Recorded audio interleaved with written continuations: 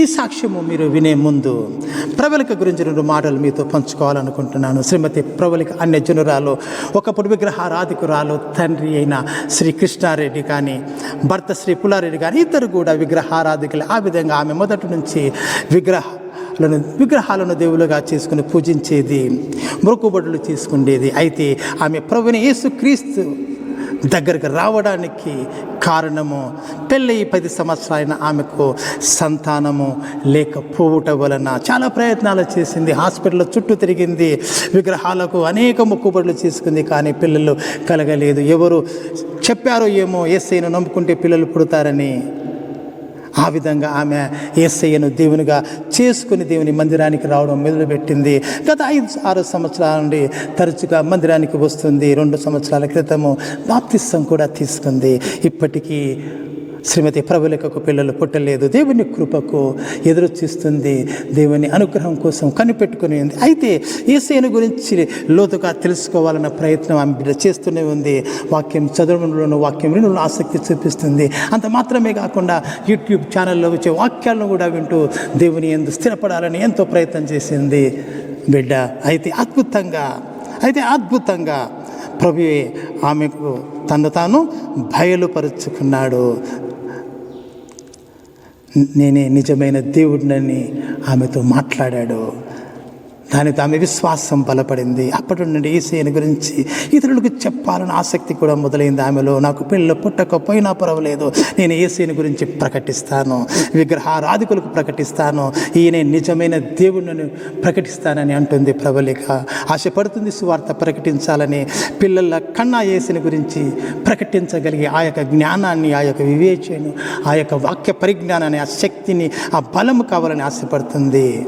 కార్యాలు జరిగితేనే నేను దేవుని నమ్ముతాను, కార్యాలు జరిగితేనే నేను యేసయ్యను విశ్వసిస్తాను అని అంటున్న అనేక మంది ఉంటున్నటువంటి ఈ లోకంలో, ఈ కాలంలో ఈమె చూపిస్తున్నటువంటి విశ్వాసము చాలా గొప్పది. ఈమె విశ్వాసము చూస్తుంటే నాకు అగ్నిగుండములో పడక ముందు షడ్రక్, మెషక్, అబేద్నెగోల విశ్వాసన జ్ఞాపకం వస్తుంది. నీ వశంలో పనకుండా ఆయన మమ్మల్ని రక్షించును, ఒకవేళ రక్షించకపోయినను రాజా నీ దేవతలకు పూజింపము, నువ్వు నిలబెట్టిన బంగారు ప్రతిమకు నమస్కరింపమని తెలుసుకును, ఒకవేళ రక్షింపకపోయినను. అలాంటి విశ్వాసం చూపిస్తుంది ప్రబలిక. ప్రభు తను నమ్మిన వారిని ఎన్నడూ కూడా సిగ్గుపడనీయడు. తప్పకుండా ప్రభు ఆమెకు కావలసినవన్నీ అనుగ్రహిస్తాడని నేను బలంగా నమ్ముతున్నాను. ప్రభువుకు దినము ప్రార్థన చేస్తున్నాను. మీరు కూడా ఆమె కోసం ప్రార్థించండి. ప్రభు తన మహాకృపలో ఆమెను భద్రపరుచుకొని ఆమె జీవితాన్ని నడిపించాలని, తన సాక్షిగా నిలబెట్టుకోవాలని, తనను మహిమపరిచే ఒక ఘట్టముగా ఆమెను నిలబెట్టాలని వేడుకోండి. ఇప్పుడు ఆమె యొక్క సాక్ష్యం వినండి. ఆరాధనలో ఉండే సంతోషం కన్నా యేసయ్యలోనే నాకు ఎక్కువ సంతోషం దొరికింది. ఎందుకంటే నేను ముందు యేసయ్యని ఎతికినాను, నిజదేవుడు ఎవరు, నాకు ఎందుకు సహాయం దొరకడం లేదు, నేను ఇన్ని పూజలు చేస్తున్నాను, నాకు ఎందుకు ఏది పాజిటివ్గా కనబడడం లేదు ఒక పిల్లల విషయంలో అని నేను మెయిన్గా పిల్లల విషయమయ్యే యేసయ్య గారికి వచ్చినాను. కానీ నిదానంగా తెలుసుకున్నాను ఈయన నిజమైన దేవుడని. తర్వాత నేను పిల్లల గురించి ఆలోచించడం కూడా మర్చిపోయినాను. ఈయన గురించి నేను బ్రతకాలనుకున్నాను. కానీ నా భర్త విషయమై నేను ఒక బిడ్డని ఇవ్వాలని కూడా నేను దేవుడి గురించి ప్రార్థన చేస్తున్నాను. కానీ నేను ఎక్కువగా యేసయ్యను ఆరాధించేది బిడ్డల విషయం అయితే కాదు, ఈయన నిజమైన దేవుడు అని నేను తెలుసుకున్నాను. కాబట్టి చాలా మంది అంటున్నారు, నువ్వు పిల్లల విషయమయ్యే కదా వెళ్ళింది, నీకు ఇంకా పిల్లలు పుట్టలేదు, 8 సంవత్సరాలు అయింది, ఇంకెందుకు నువ్వు ఉపవాసాలు చేస్తావు, చర్చికి పోతావు అని చాలా మంది అన్నారు. కానీ నేను అటుకు ఈయన నిజమైన దేవుడు అని అంటున్నాను. వాళ్ళు ఏమో మా ఇంటి దగ్గర అందరూ వ్రతాలు చేయి, మా ఈ పూజలు చేయి, నిన్నాళ్ళు చేసావు కదా, ఇంకా విడిచిపెట్టు, మళ్ళీ రా, వెనక్కి తిరిగిరా అని పిలుస్తున్నారు. కానీ నేను ఈ విగ్రహాలను చూసినాను, యేసయ్యను చూసినాను. కానీ ఈయన పరిశుద్ధమైన దేవుడు, విగ్రహాల అరిషడ్వర్గాలను జయించలేదు. వాళ్ళ కామాన్ని కానీ క్రోధాన్ని కానీ ఏ విషయంలో వీళ్ళు ఏం గెలవలేదు. ఈయన పాపం లేని వాడు, ఒక పాపం లేని వ్యక్తే కదా మనం పాపంలోనే వాడిని కాపాడేది అని నేను వాళ్ళకి చెప్తా వస్తాను. కానీ వాళ్ళు ఇంకా ఈ పిల్లకి ఎంత చెప్పినా వేస్ట్లే అని వాళ్ళు కొంచెం పక్కకి వెళ్ళిపోతారు. నేనేమో ఇంకా వాళ్ళ విషయమై దేవుని సన్నిధిలో ఉదయం లేచి, దేవుడా వీళ్ళకి నేను ఎలా సువార్త చెప్పాలో నాకైతే అంత జ్ఞానం లేదు. వాళ్ళతో మాట్లాడేటప్పుడు నాకు జ్ఞానం ఇవ్వు దేవా, నువ్వే మాట్లాడు దేవా అని నేను చాలాసార్లు ప్రార్థన చేసుకుంటూ ఉంటాను. మోసతో మాట్లాడే దేవుడవు, నాతో కూడా మాట్లాడు, నాకు జ్ఞానం ఇవ్వు, వాళ్ళతో నువ్వు మాట్లాడు, నాకైతే అంత జ్ఞానం లేదు, నాకు మాట్లాడడం సరిగ్గా రాదు.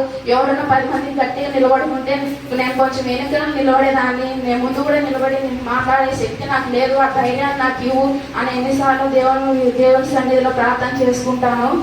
నేను చాలాసార్లు విగ్రహాల గురించి, యేసయ్య గురించి నేను ఎక్కువ సార్లు ఈ యేసయ్యకి భేదం ఏంది, విగ్రహాలకు భేదం ఏంది, వాళ్ళు మహిమలు చూపుతున్నారే, వీళ్ళు మహిమలు చూపుతున్నారే, ఏంటి అని ఎన్నో సంవత్సరాలు నేను యేసయ్య విషయంలో, విగ్రహాల విషయంలో చాలా కొంచెం వెతికినాను. కొంచెం యూట్యూబ్లో అందుకు సెర్చ్ చేసినాను. నాకు ఏమంటే నేను అడగాలి కదా, నాకు తెలియదు కదా, కొన్ని వాక్యాలు కూడా వినాల్సి వచ్చింది. కానీ ఎట్టకేలకు పరిశుద్ధాత్ముడు వలన ఆయన తన కుడి చేయి చాసి నడిపించుకున్నాడు. నేను తెలిసి తెలియక యేసయ్యా అని రూమ్లో వాక్యం వేసుకొని పిలుస్తున్నాను. యేసయ్యా అని పిలుస్తుంటే తెలిసి తెలియని నా ప్రాంతంలో దేవుడు నాకు కనపరిచినాడు. పరిశుద్ధాత్ముడు మొత్తం వెలుగుతూ ఉన్నాడు, కింది నుంచి పై వరకు. తన కుడి చేయి చాసి నన్ను పిలిచినాడు. ఆ క్షణం నుంచి నాకు ఏమైందో నాకు తెలియదు. నేను కొంచెం విగ్రహాలు విడిచిపెట్టడం మానేసినాను. కానీ ఏదో ఒక శోధన లోపల, ఏంటి వీళ్ళు చేస్తున్నారు, వాళ్ళు చేస్తున్నారు, ఏంటి నాకు అర్థం కావడం లేదే, ఏంటి ఇది అని అలాగే ముందుకు వెళ్తా ఉన్నాను. కానీ మరి ఎట్టకేలకు దేవుడి గురించి తెలుసుకున్నాను. ఈయన సృష్టి చేసింది ఈయన, భూమిని చేసింది ఈయన, తన బిడ్డలు కావాలని ఎంతో ఆశపడి ఈ భూమి మీదకి వచ్చి మట్టితో నరులను చేసి ఇదంతా జరిగింది అని దూతల్ని చేసినాడు అని. ఈ దూతలు దేవుడి మీద తిరుగుబడి దేవుడిచ్చిన శక్తితో వాళ్ళు నేలకు కూలిపోయినారు, పాతాళానికి. కానీ దేవుడిచ్చిన శక్తి దేవుడి దూతలకు ఏమిటి తీసుకోలేదని వాళ్ళు మళ్ళీ తిరిగి లేచి మధ్యాకాశంలో నిలబడిపోయినారు.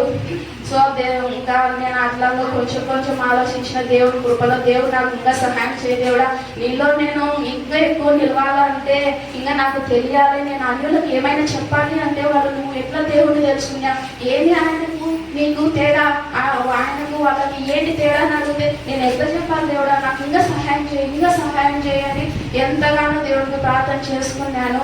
అప్పుడు అర్థమైంది దేవుని దగ్గర నుంచి విగ్రహాలని, పడిపోయిన దేవదూతలని, దేవుని బిడ్డలను తెలుసుకోకపోకుండా ఇవన్నీ చేస్తున్నాయని నేను నిదానంగా అర్థం చేసుకున్నాకనే ఇంకా నేను గట్టిగా పట్టుకున్నాను. నాకు దేవుడా, నువ్వు నా పట్ల కార్యం చేసినా చేయకపోయినా నువ్వే దేవుడవు, నా తండ్రి నీవే, నేను నీ లోకానికి రావాలి, నేడు పరదేశంలో నేను నీతో పాటు ఉండాలి దేవుడా అని నేను ఎంతగానో ప్రార్థన చేసుకుంటూ ఉన్నాను. ఆయన ఇష్టం ఏం చేసినా నా జీవితంలో ఆయనకే ఘనత, మహిమ, ప్రభావం కలుగును గాక. స్తోత్రం నాయన. తండ్రి, ఈ చిన్న సాక్ష్యం చెప్పుకోవడానికి నాకు అవకాశం ఇచ్చినందుకు వందనాలు నాయన.